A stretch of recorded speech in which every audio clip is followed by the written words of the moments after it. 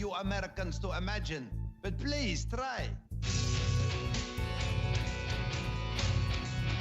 All right. Thanks for listening while we take that short break here at Revolution Radio, freedomslips.com. Yeah, we're going to get back to the host.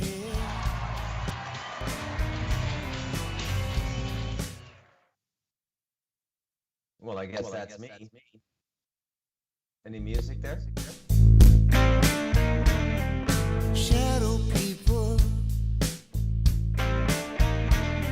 what's in their head? In the car next to you, when the light turns red, could be thinking of love, might be thinking of hate. I guess it pretty much could go either way.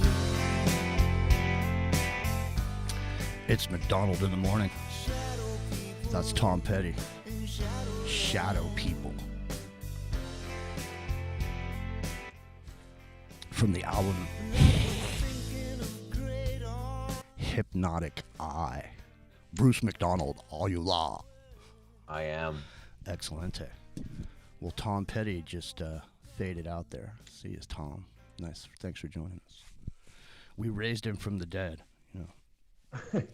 Is he passed? Yeah, he's gone. He's gone, but not forgotten. Okay. Yeah, I was good. I would say I would call my friendship with his bass player Howie, with his ex-wife when I lived down in Los Angeles. Wow. Yeah. So, and she was good friends with a lot of people. It's, you know, the business is interesting down there. Just everybody just connects. You know, you're literally a couple degrees of separation from people all the time. It's just a matter of, you know, reaching out or, you know. Yeah. Well, I guess if you live there, right? Like, people in a city know each other. If you happen to be living in a city where there's all kinds of famous actors and musicians, you're gonna run across them every once in a while. Must be a pretty interesting city to be a cable guy in, or to be a guy that sets up or repairs internet. Dude, you know, let me tell you something. When I was down there, you know, I was there to be an actor, but I had to work, obviously. So I was doing my trade, and I was working for a company called Irish Communications. And I was a foreman out there, and I was working out at Warner Brothers, out at the main facility. So I literally, I could go anywhere on that studio. And I was running three jobs out there. I was doing things for like Silver Screen Partners. There's a bunch of little production facilities that exist within the studio. So you have all these independent movie producers and different production companies that all have their offices there. Yeah, Mel Gibson. I could tell you a story about Mel Gibson. We were running some cable. So, you know, in the studios, when you're a product of one of the studios, part of what you get there is an office. So when you're a star on studios, you get an office, and, you know, he had this office space. And so, you know, the crews are running cables in the ceilings, you know, and you have to move these ceiling tiles, you know, to get up into the false ceiling to pull the cables. And when you do, there's this dust, this white crumbly shit that falls off of the tile. Yeah. Well, somebody got some on old Mel Gibson's desk. Oh. He literally blew. The dude had to be fired. Wow. They literally fired the dude. Yeah. Wow. And he went off. I mean, he was screaming and yelling. I was standing there when he was doing it. And he was screaming and yelling. But he wasn't yelling at me. He was yelling at my boss. Oh, my God. So when would this have been? This is in the 90s, you know. Oh, yeah. Yeah. So this is like Braveheart. This is at the height of his rage and power. Oh, yeah. He was, you know, I could only imagine what he must be like drunk, you know, when you get pulling him over and he starts going into a rant. Now, he was literally, he went off, man. It's crazy. But, you know, the studio system is a weird place, man. There's a lot of stuff has gone on there. It's really strange, you know. I'll tell you, so So I was in the movie business. I went down there because I had got an acting gig, but the gig never really actually panned out while I was there. So, but I started to live a life. I started to meet people and started being involved in the scene and whatnot. And I was going to AA meetings and all this.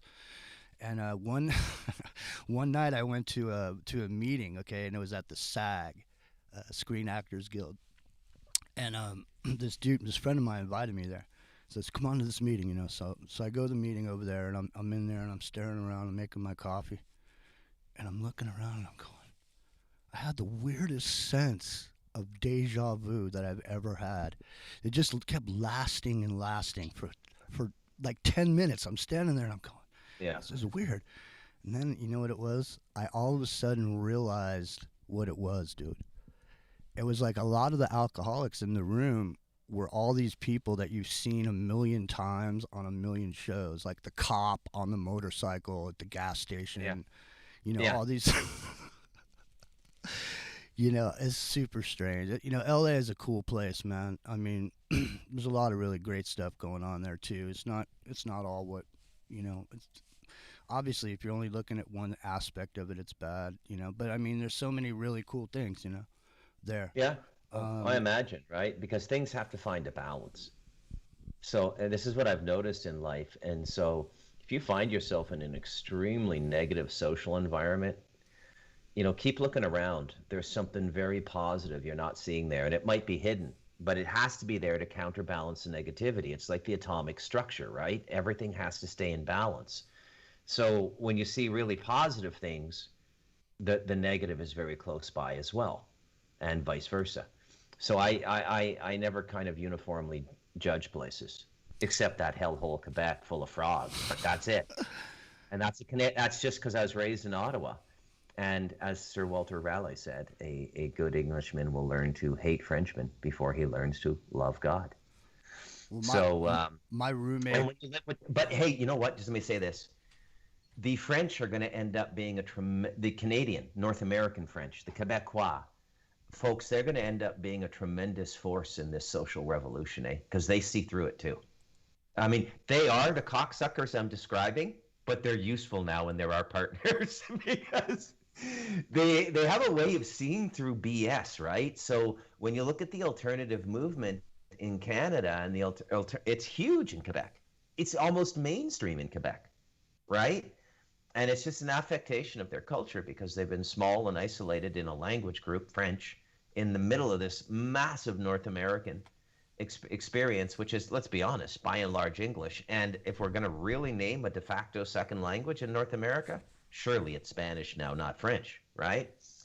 So there you go. And it's produced a very, very unique people in the Quebecois. And I joke about them a lot. And, I had to leave my hometown because they took over the civil service.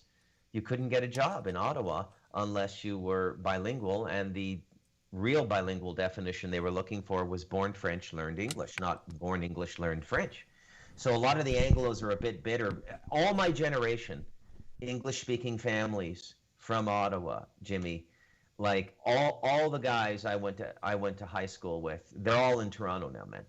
They're all in, there are a few who stayed behind in Ottawa because Ottawa sort of in the 90s split. No, I left Ottawa in like 85 when I was 19 years old, right? And high tech was about another 7 or 8 years away. And then you were starting to get some of the high tech giants in. Remember Corel? They tried to take on Microsoft Office with Corel Office. Remember, if anybody remembers that, that was an Ottawa company. And you know what did them in? The Canadian federal government chose Microsoft Office over their product, a Canadian vendor, and they never recovered from that. So how did I get onto this? What the hell am I talking about, Jimmy? I don't even know, man. Thursday, December 31st, folks, 10:09 a.m. in the morning. Jimmy and I are just yammering. Oh, yeah, negative and positive places. We're talking about LA and all of this sort of stuff. And the French are going to end up being a tremendous ally in this spiritual reformation of the world, in my opinion, anyways. That's all I got, Jimmy. I'm passing the baton to you. I'm going to go on mute now and puff on my cigar, Jimmy. Please talk. oh, okay. Well, yeah. So I mean, I was talking about the the weirdness of LA and just how, there's all this stuff going on there, and it's strange and surreal to live there, to be part of what's going on. It's like there's a store called Fred Siegel, and do you know of it? Do you know? No. Yeah. No. Yeah, there's a store called Fred Siegel. They have a lot of really, really cool hip fashion type stuff, clothing, this and that. There's a little restaurant in there. You go in there and get lunch. And it doesn't matter what time of the day you go in there for the most part. Usually there's somebody in there, a celebrity, because it's in Santa Monica. And so I mean, all the cool places to eat and these like underground bars and this whole like scene, Melrose Avenue, and all this stuff, is especially in the 90s, it was really hot, man. That was when Johnny Depp was buying the what's the name of the club now? I can't think of it now. Viper. Yeah, it's called the Viper Room now, but it was something else. We all used to go on Wednesday nights to the bar that's now the Viper Room. It used to be called something else. I can't think of what it is now. But there was a band up there called Chucky Weiss and the Goddamn Liars. And every Wednesday they'd play there. And so a bunch of the AA crowd would go over there and go dancing or whatever to that club. Wow. And Chucky Weiss was a great band. He had one song called "Bad Jews in Malibu," which was a great song. Of course, Chucky was Jewish himself, so he didn't get any hassle. But it's just the whole scene, the comedy scene in the 90s there. The Comedy Store, obviously, and you have all these open mics, and the AA community, a lot of the meetings were literally at the Comedy Store, when they were closed. So they would donate space. There must be a pretty good stand-up scene in LA, eh? Yeah, stand-up in LA. Then in the 90s, I don't know what it's like now, because, what's considered to be okay or funny now is different. It's not the same thing. It's a different Jimmy, kind. take over for 5 minutes. I've been called to task here. Okay. It's your show for 5 minutes. Okay. I shall return. Look for me on the first light of the fifth day, Jimmy. I will for sure. Yeah, no, so, LA's got a lot of really cool history. I mean, when I first moved down there, I wasn't actually planning on moving down there, but the situation presented itself, and me, a friend of mine, and this woman friend of ours was moving down there, so we decided we'd jump in and give her a hand, because she needed to drive her car plus a moving truck. So there was supposedly some place for us to live when we got there, and so basically we got her there, and then once we got to Los Angeles, she basically decided she definitely was not going to live in the place that she had already arranged, and she was breaking up with her boyfriend or something. So she called her boyfriend. He gave her a bunch of money, and she moved to a place in Santa Monica, and left me and this other dude, a friend of mine who's also an actor, left us at this house in Hollywood on DeLong Pre, which is about 2 blocks off Hollywood Boulevard. And Hollywood at the time was not a good place to live, and especially where we were. So, we ended up staying there and moving in there. And because that was all we had, neither one of us had a car. We had no jobs. We had no money. I think we had like $400 between us. And so we just got started from there, and but the dude that I lived with was a music critic, and he wrote for a magazine, and he was a ghostly figure. He really didn't come out in the daytime. He mostly came out at night. But this dude was like one of these guys that were super into lore and Hollywood stuff, and so he knew everything about Hollywood.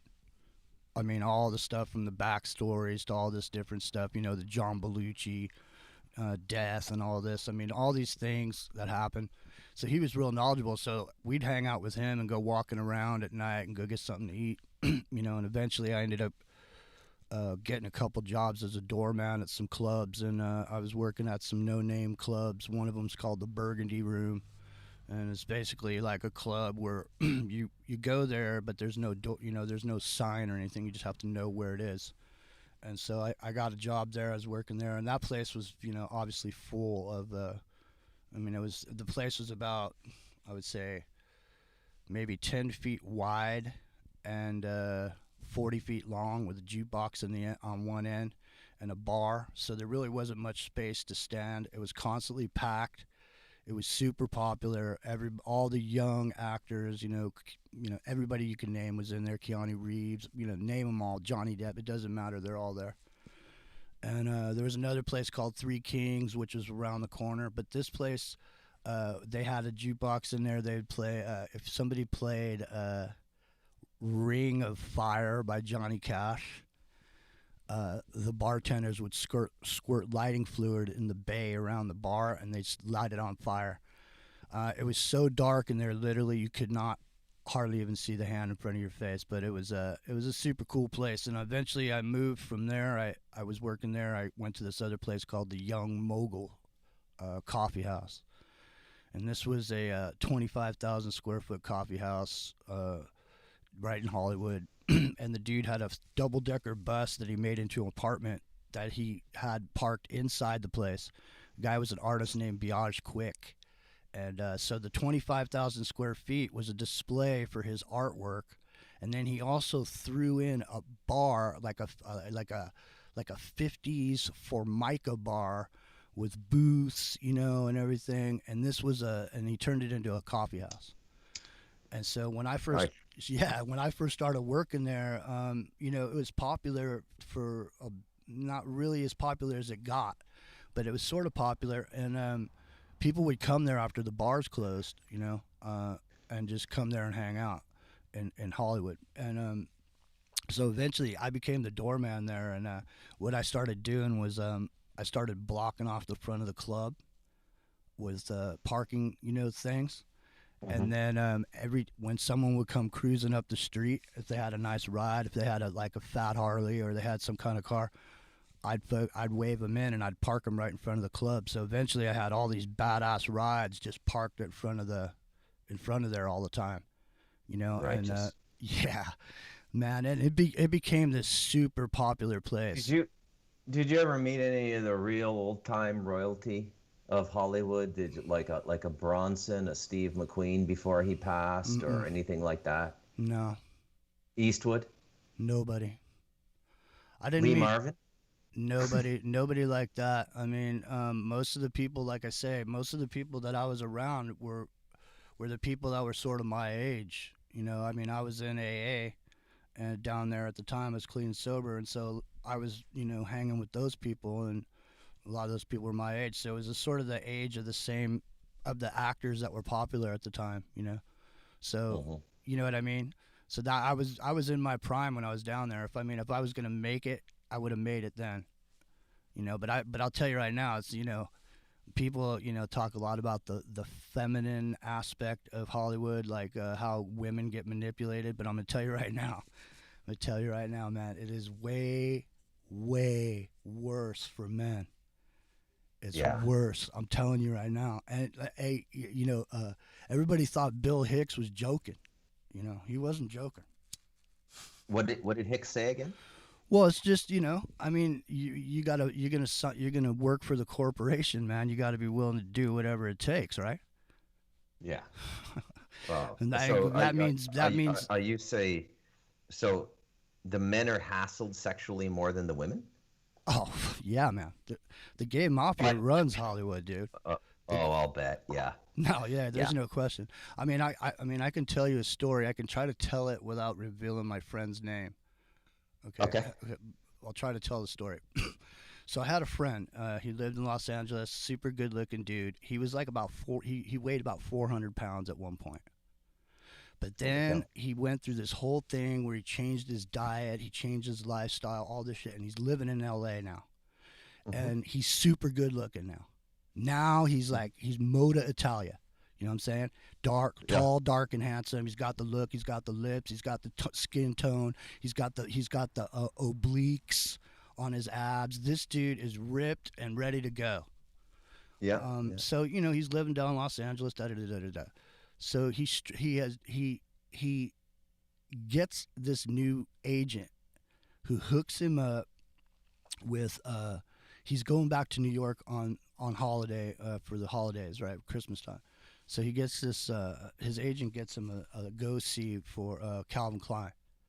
So Calvin Klein was looking for somebody, and this is at the time when they were doing they had that whole men's underwear ad campaign going, where they had like Marky Mark, and everybody was wearing their pants and they're hanging down, and you could see the Calvin Klein or whatever. So this is during that period of that advertising period. And so basically, literally, to make a long story short, I don't want to get into too much detail, but, to make a long story short, the dude wanted him to, Calvin Klein wanted to be able to have his way with my buddy.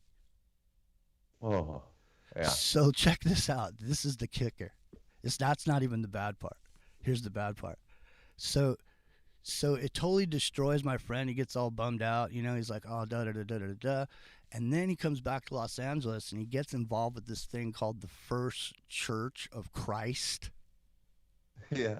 Which is like this, it's literally a cult.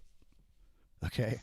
They literally, what they do is they target individuals. Like my friend was a super good looking dude, like I said. So he's standing up in the grocery store. He's standing in line. This lady taps him on the shoulder. She goes, hi, how you doing today or whatever, she's a nice looking older woman. She's like starting to chat him up and this and that. And he was a seeker, he was looking for religious relief in some way. And so she says, hey, well, we have these Bible studies over at my house. Why don't you come on over and join us, And so he says, cool, So he goes over there. And he gets there. It's super good-looking young people, all super smart, savvy. They're all hanging around, doing this whole thing. Well, it turns out they have this thing going where it's a Bible study, and so he's a seeker, like I said, so he gets involved. And he goes in this whole situation with this thing. Okay? The end result of it was his father comes down from New York. He has an awful relationship with his father. His father comes down from New York, comes to a meeting with him, gets ethered on the whole thing, and joins up with it himself. Now him and his father are in it. Okay? Yes. He invites me to this meeting. It was in Hollywood, okay, at this giant hall. And he says, man, he goes, come on down, check it out, man, And so I go down there. It's literally hundreds of people, like 300 people. Imagine like a small, club concert type thing. Bunch of people.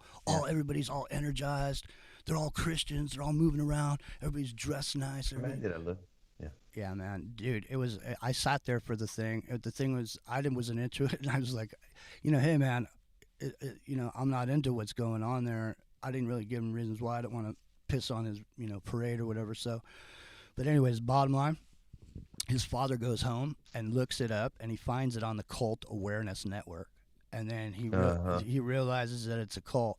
Well, now my buddy's got a big problem, because all of a sudden he has invested everything into being into this new Christian faith that he has. Yeah. And what they told him was that once he was baptized into the faith, that he could never go back and sin again, because it would be the ultimate thing against God or whatever. And so he has this major issue, because after all that, after going to Calvin Klein and turning that down and all that, he realized he was gay. And he couldn't. Yeah, so he realized he was gay, and he knew he was gay then, and he knew that he knew that he was in a dilemma right there, because he wanted to kill himself, because he thought that he wasn't going to be able to be redeemed for whatever reason, because his homosexuality was a sin against God, according to these people. You can look it up. The First Church of Christ runs an operation. They go into colleges, They go to all these different places and they find good-looking, smart people, and they bring them in, and they use those people as trolling mechanisms to get other people involved. And it was one of the fastest growing Christian churches in the world for a while. Jeez. There's, Wow. That is interesting. It's crazy. I mean, I'm not telling you a lot of the details because we don't have much time, and I see we're coming up on the break. I was just trying to. Yeah. I'm sure I skipped around on that story, but I'm just telling you, it was just, you know, stuff that happens down there is literally insane. And the thing about it is, what's so addicting about the lifestyle of being an artist or a musician or an actor down in Los Angeles is that any day your life can change with a phone call. You can go Yeah. from nobody to somebody in 30 seconds, and that keeps people stuck there for the rest of their lives. Working at 7-Eleven, working at these crappy jobs, running around town. I used to run around town. Hey, they need a cowboy. They need a Marlboro man over at such and such. I'm going to run over there with my cowboy hat and shit. One day I just said, you know what, man? I'm going to go do something. I don't have to rely on other people giving me permission to express myself creatively. I'm out of here. And I jumped out. I boned out with a project. I went and did 350 stores, put networks in for this grocery chain, and I basically never went back. But it's a place you can get sucked in, you can get caught up, and the dream is what happens when the people go down there for the dream. They're going to get discovered. But what happens is you get discovered by people that take advantage of people that come there for the dream, and there's a whole thing, there's a whole ecosystem around you thinking you can be an actor when you get there and not knowing anything. It's just like the internet. It's a city full of grifters, man. Because everybody's on the take, everybody's on the make, everybody's sudden. The thing is down there, you get sized up immediately. Can you do something for me? Oh no, look, watch out, get out of my way. That's how it is. Yeah, I can imagine. Yeah, I man. can imagine. It's the ultimate busy utilitarian city where you either have a function or you don't. For the people who are busy and spending money. I can't even imagine what it's. The closest thing I could come to probably is like I lived in Vancouver for a year before I went to Taiwan in 1991 and 92. And that was a bit of a freaky city too. Not to the degree that LA is. Obviously, LA is like a super freaky city on a global scale. But Vancouver, I don't know what it is, Jimmy, but the whole West Coast, I just find it so bizarre. To me, the most natural splitting of the continent would have been east-west rather than north-south. The divide is so great. I go to Detroit, New York, New Jersey, Buffalo. I may as well be dealing with Canadians, even the New Yorkers. They're a lot like Torontonians and so on and so forth. Man, you throw me over into Seattle or Oregon or Vancouver, it's like another world. It's just like a completely other world to me, right? And LA is probably the most productive West Coast city, right? It's an economic engine, or at least it used to be. I wonder maybe we can talk about that. Maybe there isn't a morning break. Jimmy, throw on give us 4 minutes of music until 10:32, okay? Because I do need my break. Yeah, no All problem. Go ahead. We'll I'm getting something together here because I wasn't sure if there was going to be a break. So I might have to get through. Don't forget, ladies and gentlemen, we're fully listener supported. Head on over, go on over, become a patron. It's New Year's Eve. Start the New Year's off right with a little bit of freedom right here at the home of free speech, the house that the Nighthawk built, Revolution Radio.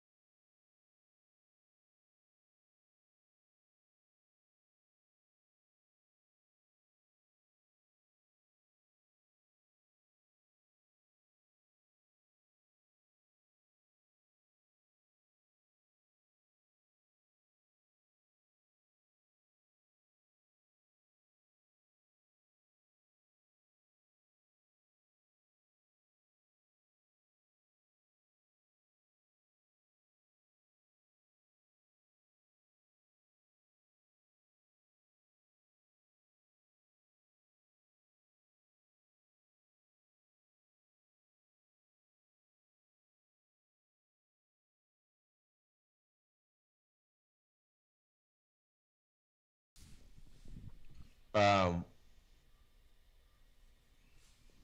I have something I can bring up. Maybe we can talk about it a little bit for the last 30 minutes. All right. Well, So, go ahead. yeah. No, I was gonna let people know.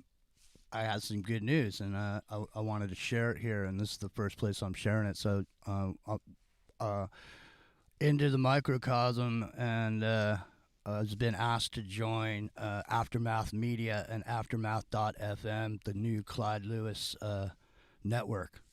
So, Well done, man. yeah, man. So, What a way to represent.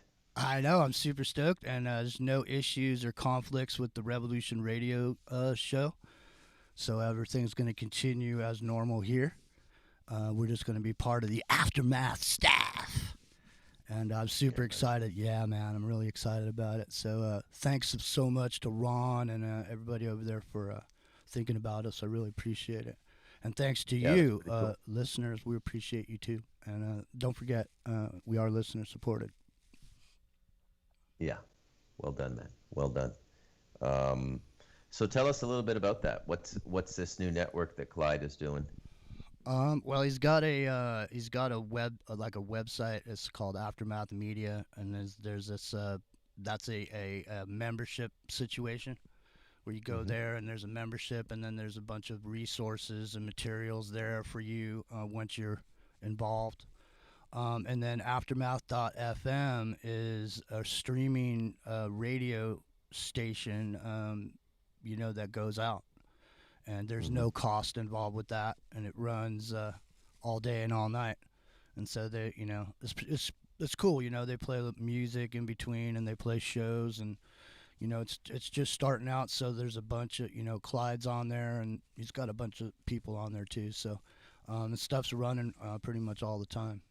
So you can find it if you go to TalkStream Live. You can see if you see Aftermath.fm someplace on there and click on it. That's whatever you click on. That's what's playing there at the time.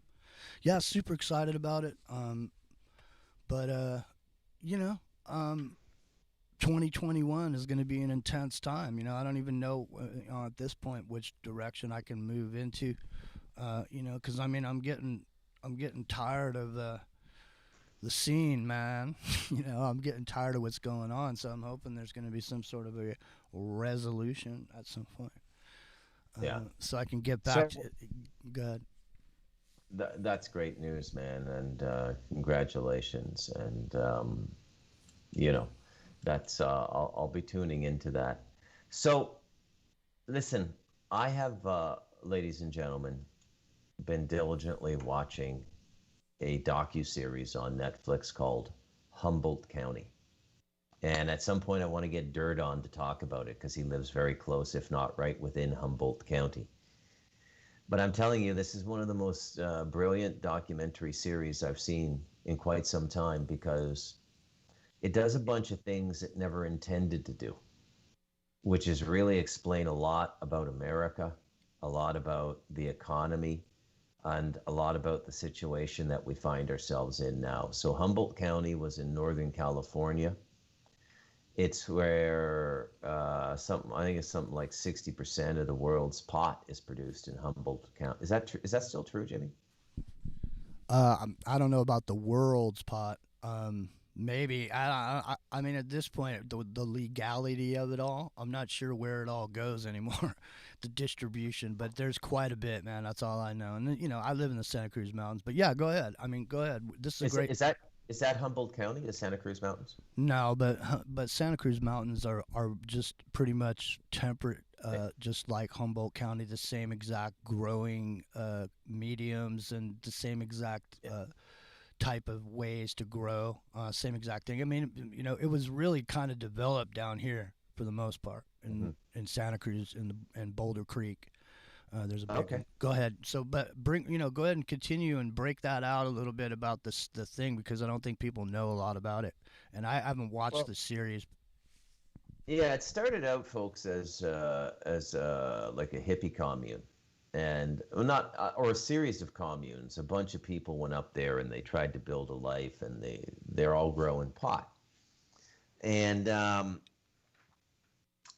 that's where it began. And then the documentary series talks about what that was like when it was all illegal and all the farms were hidden, and how that affects an entire culture, right? How it affects the sheriff's department, because look, here's the thing about a revenue stream. Once it's in your community and it's buying stuff at the hardware store and the restaurants and it's using the banking and it gets interwoven into your economy, it's very difficult to just go in and take 50, 60, 70% of the revenue stream of a municipal economy and shut it down. So what happens is, the police have to make some kind of a truce with this, right? And it's where, hey folks, I'll use some really groovy legal terms for you. There are times in life where the de facto becomes the de jure. So the de facto is the appearance of law because everyone does it. And the de jure is the actual law. So at a de facto level, there's no jaywalking law because everybody crosses the street all the time. In every city you can go to, you can see people crossing streets, not at intersections. So at a de facto level, we all jaywalk. But at a de jure level, they could come down and fine you for that at any time they want, even though, for every million people that jaywalk, maybe one gets a ticket, and the guy's probably going through a divorce with a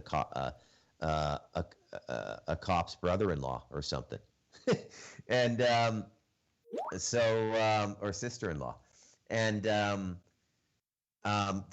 what happens then in this analogy is, the de facto is that it's illegal to grow pot, but the de facto is pot is the domestic economy for the municipality. And so it cancels the de jure.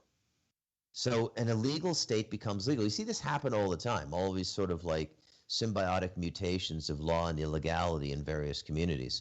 I could do an entire week on it, on how this principle and philosophy goes out into Latin American culture, because corruption is woven right into everything down here, folks.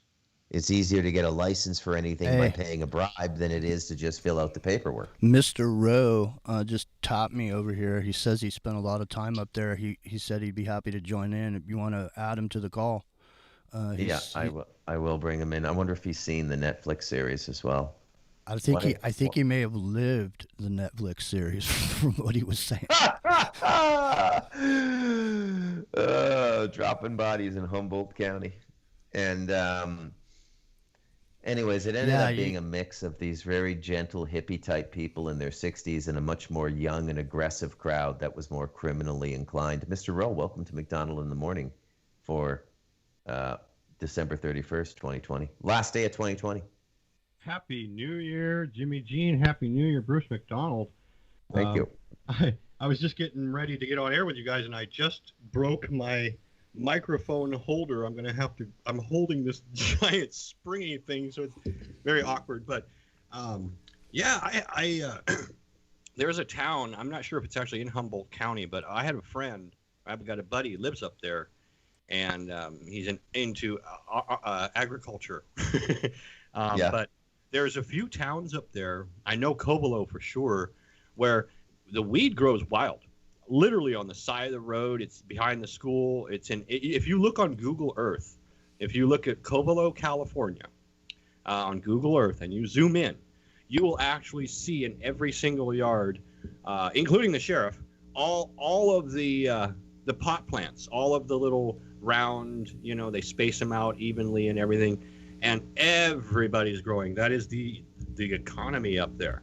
And if you're a connoisseur into cannabis, it is some of the highest quality cannabis that you can find is Humboldt, what they call Humboldt County green, and also Mendocino.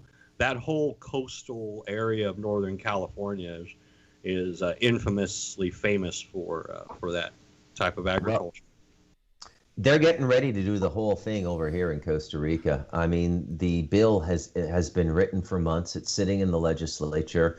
All indication is they're going to pass it. I mean, when that happens in a Latin American country, I don't know. But you're going to be able to get licenses to grow medical marijuana for the international market, and you're going to be able to grow hemp without a license. One of my really good friends, he's actually living in Hawaii now, but he went to college, horticulture, and all that, and he's actually, I'd say, the equivalent of a PhD in how to grow, cultivate, breed different strains of cannabis. I mean, he knows all the scientific terms, everything. And you wouldn't think, you'd look at this guy and he's into skateboarding. He's kind of, a bunch of tattoos and stuff. You wouldn't think this guy is educated. But when it comes to horticulture of cannabis, this guy has like triple PhD, and it's amazing. Very Yeah. I have a good Pick something you like. I have a good friend up here and that lives in Santa Cruz Mountains, and his mother and father in the 70s moved here with a bunch of people, and they bought 60 acres in Boulder Creek, and his mom was arrested for cultivating cannabis and spent most of her life in prison. Oh, Meanwhile, the husband and the son, who I know, his name's Elijah, they kept the land there. But then that 60 acres was then subsequently split up into all these different little parcels up there. You know what they're doing out here near my place, near what we call the Delta in my area east of San Francisco, is they've got a lot of farmer kind of stuff where they're growing like apple trees or corn or whatever. They're just growing stuff, and they hire the migrant workers. And what the migrant workers do is, see, they got a lot of land. So the migrant workers, they go out in the middle of the fields, and they'll find a patch, and in the middle of, whatever they're in the middle of nowhere, they grow their little patch of marijuana, and they're the only ones that know about it. The owner of the farm doesn't know about it. Nobody else knows about it. And they'll work the farm and do all their stuff, but also work their little section and get their side, their side harvest. It's crazy. I mean, I had friends that literally had grows in trees, man. I mean, this dude would like climb up up into redwoods, and he'd have buckets up there. Yeah, they're very, very ingenuitive the way they camouflage stuff, and because cannabis has a different heat signature too. You can see it when you fly over with FLIR. Yes, you can absolutely. Look, I was just going to say they're actually figuring out ways to defeat the FLIR as well. Yeah, I mean, should we have to defeat the FLIR? I mean, it's just a FLIR, plant. for those forward-looking infrared radar, by the way, is what FLIR is. I mean, I just did a piece on this new satellite system that got launched. I don't have it at my fingertips anyways, but their idea behind their system and the way they're pitching it is that they want to tag every single thing in the world. Every tree, every single thing, they want to give it an ID. They want to look down on it. Yes. I mean, this stuff can see through walls, and I'm not going to get into it all. But the point is that, on the level, it's just a plant. I mean, when you think about it, there are people this out of their minds about keeping some dried piece of a plant from getting in the hands of the dirty, slaves. I mean, come on. I mean, isn't it ridiculous on the face of it that we should eat? The mind control systems don't work on everybody if they have certain types of substances. THC, tetrahydrocannabinol, blah, blah, blah, is something that I believe breaks certain types of this social programming. It can demotivate you. There are some detrimental things. There's a very fine line. You got to know yourself and know your chemicals too. You got to research what you do, but it is, I believe, used to break programming, and that's why the powers that be don't want a lot of people on this stuff. But then again, like I said, if you get everybody super, super duper doped up, you go past the threshold, with really strong stuff, then everybody's just sitting there with their thumbs in their mouth. So, well, I mean, you may have to sit there with your thumb in your mouth with your VR headset on and enjoy a little bit of reality because of the situation that's going on outside your door. But one of the other plants that is so much demonized on the face of the earth, which everyone should automatically take a look at, is dandelions.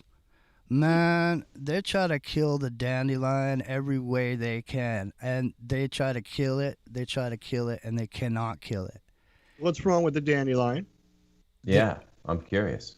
There's nothing wrong with it. It's one of the best healing plants on the face But of what the is earth. their You could what's put their it. reason? Why are they saying they have to eradicate it? That's what I mean. Monsanto, the whole thing, Roundup was developed to kill dandelions in your lawn. Yeah, I remember when I was growing up, people were talking about, oh, these dandelions. I'm like, what's wrong? They're little yellow flowers. Do you know? Do you know you could have a waste field where there's all this stuff that's in the dirt, and do you know you could plant dandelions there and it will suck every bit of whatever is in that dirt out of there, that poison. That just shows how bass-backwards inverted things are. They plant things in the social, consciousness. Like, oh, dandelions are bad. So now everybody thinks they're like this dirty weed or something that has to be eradicated with chemicals. Man, I'm telling you, dandelion greens in your green drink will make you a new human being. I'm telling you right now. Let me tell you. Look into it. Just do a search on dandelions and remedies with dandelions, and you'll be amazed. And you'll be blown away to the fact that you got to wonder why are they going so out of their way to kill that plant, because that plant has the properties to actually help you in ways that would eliminate a lot of the pharmaceutical crap that they jam down our throats. It's the same thing with cannabis. I think that's the main reason those two things are demonized, is because the healing benefits of what's there to offer. I mean, we have receptors in our system that's built specifically to receive cannabinoids, right? Yes, yeah. In fact, by the way, anybody that's taking opioid pills, there's something called Kratom, Kratom, perfectly legal most of the places that you are, and you can buy it in a store. It will resolve the opiate addictions. If you're on heroin or methadone or Lortabs or Vicodins or codeine or any of that stuff, and you want to stop it, try Kratom, the leaf of a Kratom tree, which is related to the coffee plant. There's no adulteration. Take a couple teaspoons of Kratom powder and breathe a sigh of relief. Just a public service message.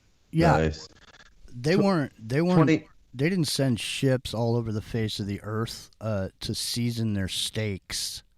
You know what I mean? The reason ships run around the earth to pick up herbs was because of the healing benefits. The reason people were born, the reason you had a status, because if you had a silver spoon in your mouth, is because if you had a silver spoon, you were killing a lot of the bacteria on the food you were eating that everybody else that didn't have a silver spoon was dying from because they had scurvy. You see? Yeah. So, Yeah. I mean, there's so many things that are available to us that don't involve the system that, we can all take advantage of, and there's a lot of ways to do that. I'm sorry, Bruce, I didn't mean to cut you off, man. No. I just want to, in the last 10 minutes here, I want to get both of you your thoughts on 2021. I kind of gave mine in the first 30 minutes of the day's show, but I want to hear you guys. Take it away, Jimmy. Well, thank you, Mr. Rowe. Well, I don't know what to think, honestly, at this point. I'm in the now. I'm being here now. I'm trying to enjoy every single minute I have, the way that it is. I'm trying not to project myself into the future too much. I'm trying to. I'm gonna see what goes on, and then I'm gonna act accordingly. So I'm observing. I had a friend of mine.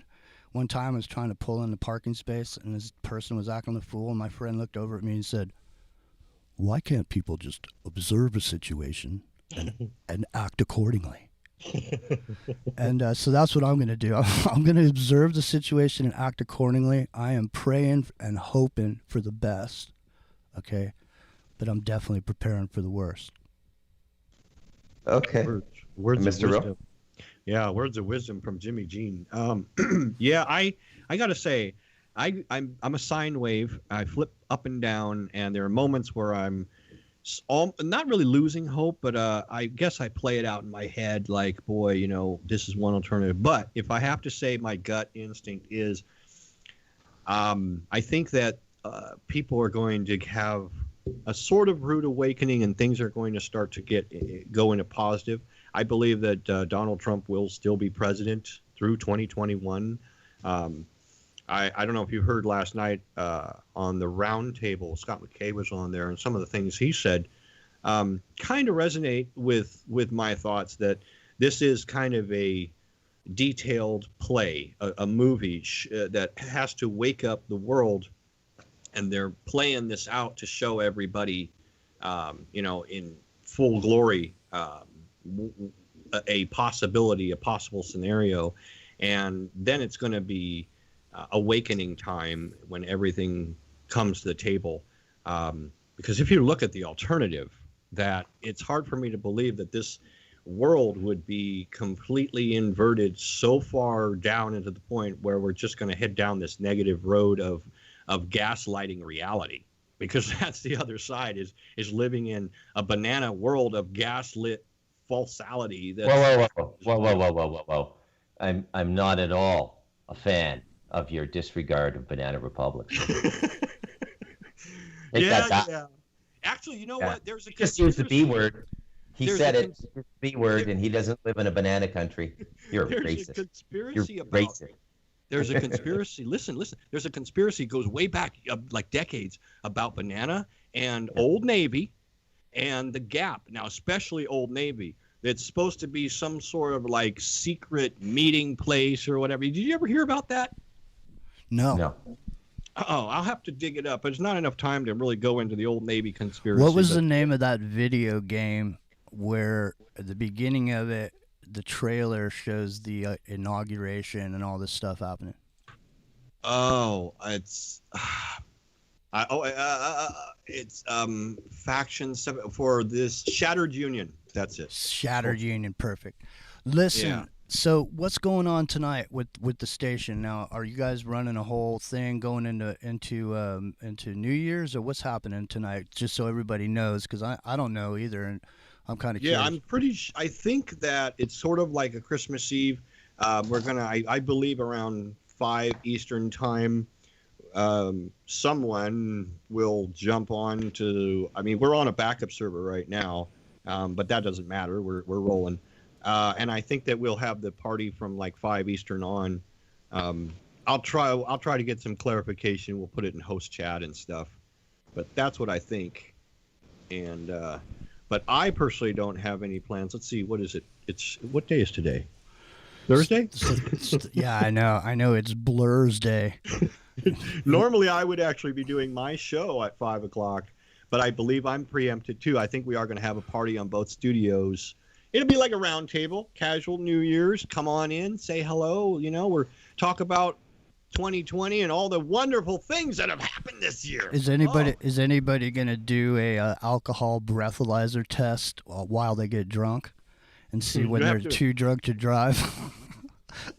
Get a friendly. My buddy, the highway patrol, is coming over to test me. All the comedy clubs are closed. There's nowhere to drive to. I know. I mean, you know what? We're coming into a world, I'm telling you right now, where Zoom meetings are going to be the norm. There's not going to There's not going to be physical. I mean, how you going to meet people now in the future? It's going to be on Zoom or whatever, and you'll be in some virtual reality relationships or whatever. Nobody ever touching each other anymore. Wow. It's a trip, man. It's a trip, and they're dropping those $299 virtual reality pieces over on Facebook for you. All you got to do is just let them have a little bit of your data while you're in there, and that's all good. I considered ordering one of those, Me VR too. headsets. I Me haven't too. yet, but I was like, oh, I could play some games. Well, I think we better all start getting used to a little bit of virtual reality. Because the intense reality that might be just outside your door coming in 2021 may just be you may just want to relax into a beach scene somewhere, laying on the beach and actually, I hear you. You know what I mean? Just take me away. It's like whiteout, isn't it the point where you're just whited out from all this info? Just like it's like the vanishing point, boink. Yeah. Where you're at this moment where you're either gonna it's either the breaking point or the vanishing point, or time to buckle down and do whatever you think you're going to do to make it all happen. And I don't know. People are over where I'm live. I mean, Dr. Rose up here in the Bay Area too, so he knows what's going on up here. It's it's pretty much business as usual, man, for the most part, as long as you got your. I'm texting my stepson right now. He's coming to the mountain with his fiance for New Year's Eve. I'm texting him to Sweet. bring me a bottle of Glenlivet. Nice. I'm gonna get. Yeah, I will drink maybe once every year or 2 years, and I think I'm gonna drink tonight. Get some pork in my belly, and then just have some single malt. I'm I'm definitely. that way too. I'll drink maybe once a year or something, and this might be that once a year to have a couple drinks. I'm definitely Oh, yeah. gonna call in tonight for the New Year's Eve party. So hopefully you guys join too. All right, we'll see you tomorrow, folks. Maybe, maybe not. Thanks, Mr. Rowe. Thanks, Jimmy. Macdonald in the morning signing out. Stay tuned for more great programming. With our best. Ciao, ciao.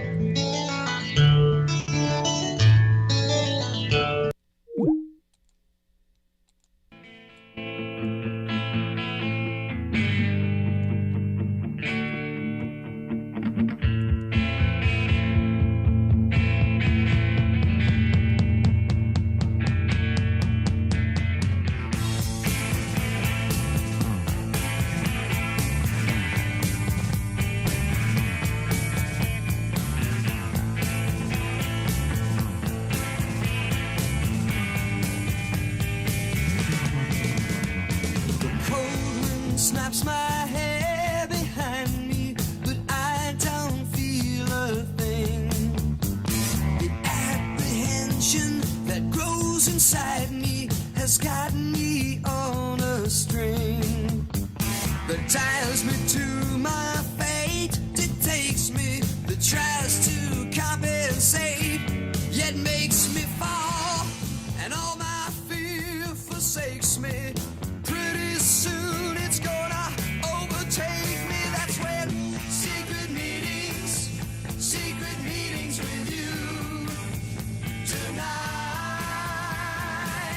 Secret meetings, my heart is beating for you tonight.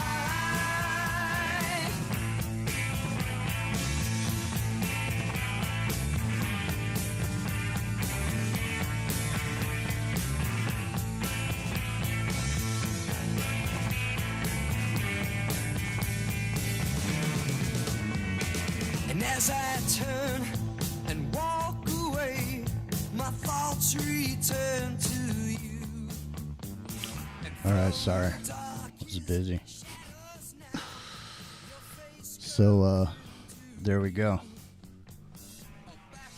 Hang on.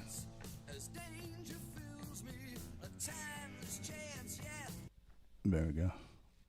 So happy New Year. What are you guys up to? What's up, Robin? What's up, Meow? What's up, Kenny? I see you. What's up, everybody? Who else is in there? What's up, Patty B? Let me see. Mateo, Mr. Rowe. So, yeah, man. So we definitely plan on doing something later. So, and I will. So I'm chilling too. Let me. I need to go grab me a quick we need to go grab me a quick coffee. So let me play something real quick. And see. Well, let me run inside real quick, and I'll hang with you guys for a bit before I go away. Hang on. Let me get this going here.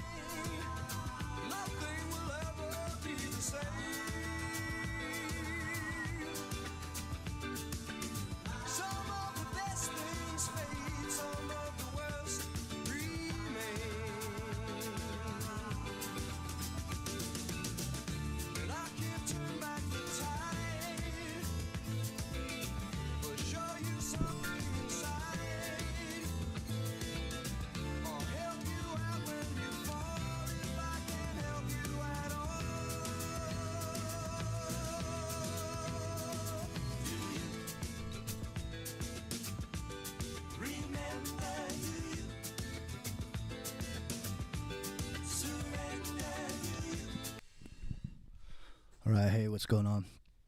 So yeah, I'm excited about the new year. Maybe it'll be good. You know, you never can tell. So I was saying, I'm just trying to stay focused on the moment and trying to make, you know, I'm just trying to make the moment, you know, as best I can. So hopefully we will see you guys. Hey, Kevin, what's going on? Hey, Robin, what's happening? So hopefully you guys will be around later. I don't know what time we'll start the festivities. We'll see. Let me see what time it is. So it's 9. They said they're going to do something at 5 over there. So 5 over there is 2 over here, I think. I don't know. We'll see. Just, you know, click that bell thing or whatever, and then you'll know when we go live. Yeah, I am going to slide and glide right now. That's actually a good song by Slave. Slide. But I was going to play this.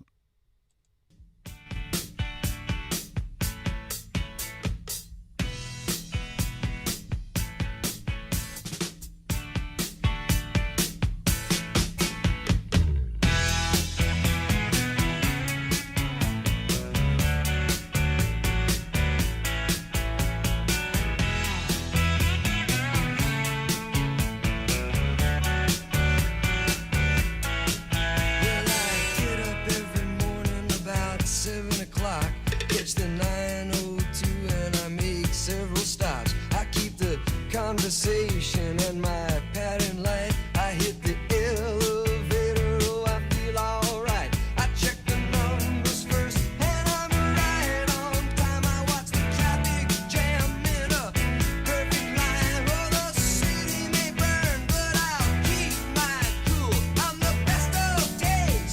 I've been to school on the Madison Avenue man. Well, I can make your fantasies part of my plan. I'm a Madison Avenue man. Well, let me touch your money with my Madison hands, alright.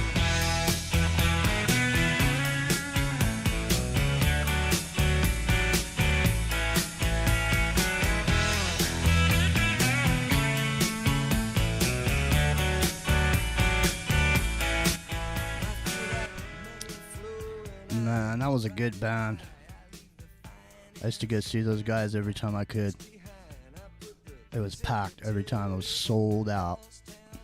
Every show. They were good. They were really good with the crowd, too. Crowd loved them. It's interesting. I've thought about it before, how you could look back at these bands, like what happened with them and how they did what they did. You could easily recreate it.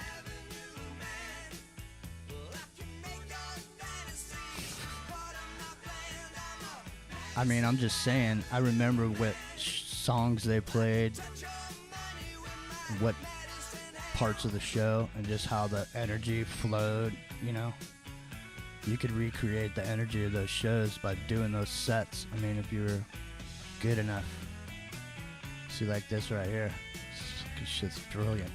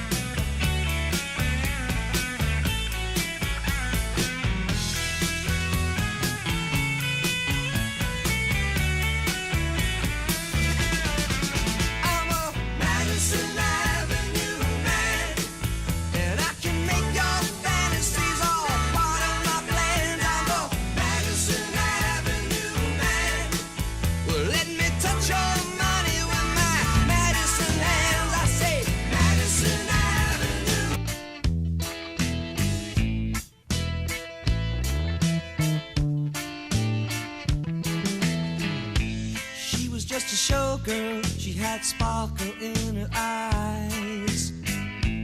I was just a carriage driver whose soul she hypnotized.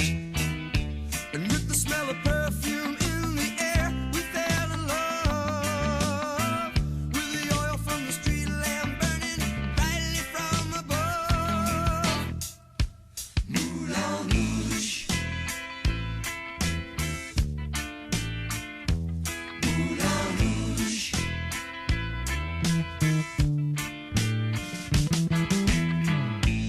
Paris in the springtime, it must have had me in its way.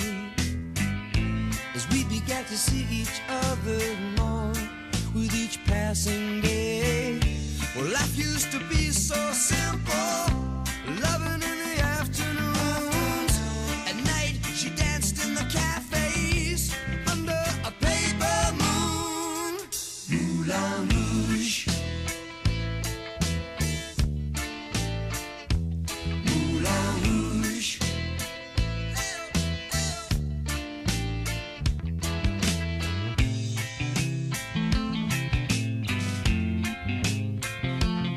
Hello. What?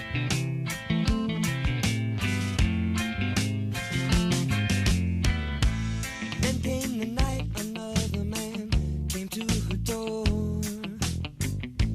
Lots of other guys had all been turned away before. But she let him in and he broke the spell that I had cast.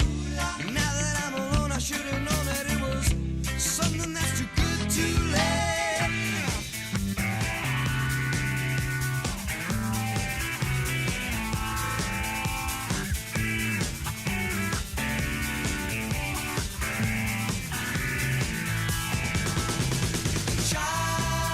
Chinatown, the dragon's order, fell in love with a restless night. She's a sheltered girl with a wall all around her. But I'll open my heart if she'll come inside. I had no idea what would happen to me when I first came in from the cold. But right off I noticed there was a chill in the air. But I was young and foolhardy and bold. But then she looked